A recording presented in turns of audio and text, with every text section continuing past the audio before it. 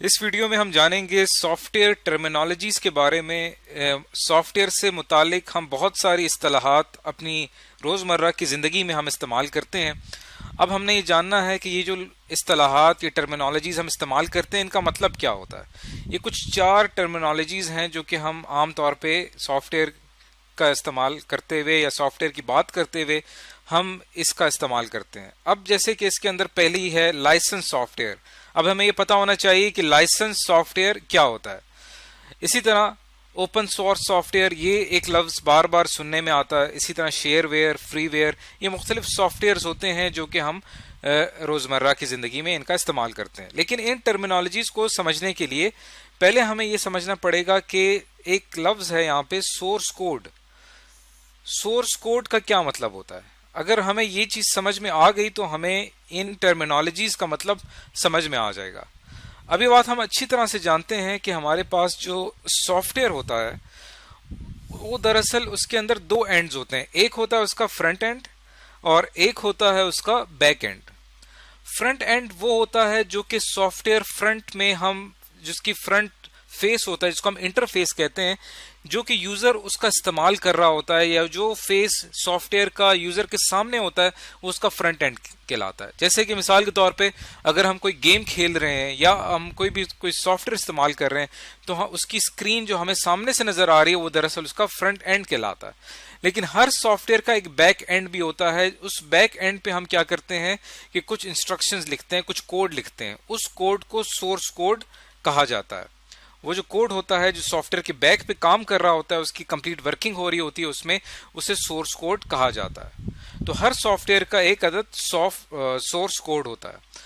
अब हमें अगर सोर्स कोड की समझ में आ गई है तो अब हम आते हैं इस चीज के ऊपर कि लाइसेंस सॉफ्टवेयर क्या होता है और ओपन सोर्स सॉफ्टवेयर क्या होता है। लाइसेंस सॉफ्टवेयर वो सॉफ्टवेयर होते हैं जिसके अंदर हमें इस बात की इजाजत होती है कि हम इनका इस्तेमाल कर सकें, लेकिन हम रिस्ट्रिक्टेड होते हैं कि हम उस सॉफ्टवेयर के अंदर ये 3 ऑपरेशंस परफॉर्म नहीं करते। हमारे ऊपर एक पाबंदी लगी होती है कि हम उसके ऊपर ये 3 ऑपरेशंस जो हैं वो हम परफॉर्म नहीं कर सकते। मॉडिफिकेशन, हम उस सॉफ्टवेयर के अंदर मॉडिफिकेशन नहीं कर सकते। मॉडिफिकेशन का मतलब होता है कि उसके अंदर कोई तब्दीली लेकर आना, और तब्दीली तभी ली जा सकती है अगर हमारे पास उसका सोर्स कोड अवेलेबल हो। तो लाइसेंस सॉफ्टवेयर जो होते हैं उनका सोर्स कोड हमारे पास अवेलेबल नहीं होता, बल्कि हम रिस्ट्रिक्टेड होते हैं कि हम उस सॉफ्टवेयर के अंदर कोई चेंज नहीं ला सकते।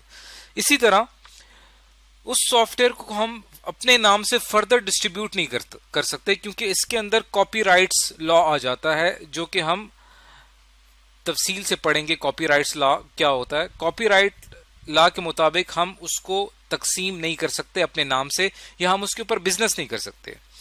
इसी तरह तीसरी चीज जो हमें महदूद करती है लाइसेंस सॉफ्टवेयर में, वो है रीबिल्डिंग। यानी हम उस सॉफ्टवेयर को दोबारा से अगर रीबिल्ड करना चाहें तो वो हम नहीं कर सकते। उसका जो आइडिया होता है या उसका जो कॉन्सेप्ट होता है वो दरअसल हमारे पास वो प्रोटेक्टेड होता है।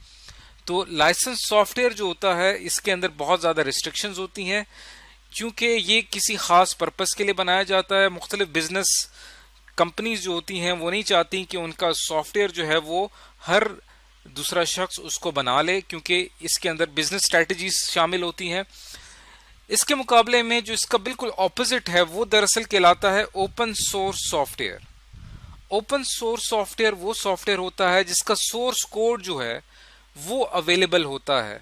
यानी सॉफ्टवेयर के पीछे जो कोड काम कर रहा है वहां तक एक आम यूजर को एक्सेस होता है। अब यूजर जो है उस सोर्स कोड का इस्तेमाल करते हुए उस सॉफ्टवेयर के अंदर अपनी मर्जी के मुताबिक उसमें मॉडिफिकेशन भी कर सकता है, फर्दर डिस्ट्रीब्यूशन भी उसकी की जा सकती है, और उसको रीबिल्ड भी किया जा सकता है। तो ये फर्क है ओपन सोर्स सॉफ्टवेयर में और लाइसेंस सॉफ्टवेयर में। कुछ एग्जांपल देख लेते हैं। लाइसेंस सॉफ्टवेयर की सबसे बड़ी एग्जांपल है विंडोज। ये हमारे पास जो है लाइसेंस सॉफ्टवेयर है। इस तरह माइक्रोसॉफ्ट ऑफिस, ये भी हमारे पास लाइसेंस सॉफ्टवेयर है। इन्हें इस्तेमाल करने के लिए बाकायदा हमें परचेज करना पड़ता है मार्केट से, और तब हम इसको इस्तेमाल करते हैं। अब अगर हम इसको दूसरे तरीके से अगर हम इसको इस्तेमाल करते हैं या हम इसको इलीगली इस्तेमाल करते हैं तो कॉपीराइट्स लॉ के मुताबिक ये चीज़ गलत होगी। इसी तरह ओपन सोर्स सॉफ्टवेयर की एक एग्जांपल है, एक ऑपरेटिंग सिस्टम है जो कि हम इस्तेमाल करते हैं, Linux operating system. Linux operating system एक ओपन सोर्स सॉफ्टवेयर है जिसका सोर्स कोड अवेलेबल होता है, जिसको हम इजिली इस्तेमाल कर सकते हैं। तो ये दो फर्क है लाइसेंस सॉफ्टवेयर में और ओपन सोर्स सॉफ्टवेयर में। अब हम थोड़ा सा डिस्कस कर लेते हैं कि शेयरवेयर क्या होता है और फ्रीवेयर किसे कहा जाता है। शेयरवेयर सॉफ्टवेयर वो सॉफ्टवेयर होते हैं जो कि एक लिमिटेड अरसे तक बिल्कुल फ्री होते हैं। जैसे मिसाल के तौर पे कोई सॉफ्टवेयर है, वो उसको 30 डेज तक ट्रायल बेसिस के ऊपर यूजर को बिल्कुल फ्री प्रोवाइड किए जाते हैं, यानी उससे यूजर से कोई पैसे नहीं लिए जाते।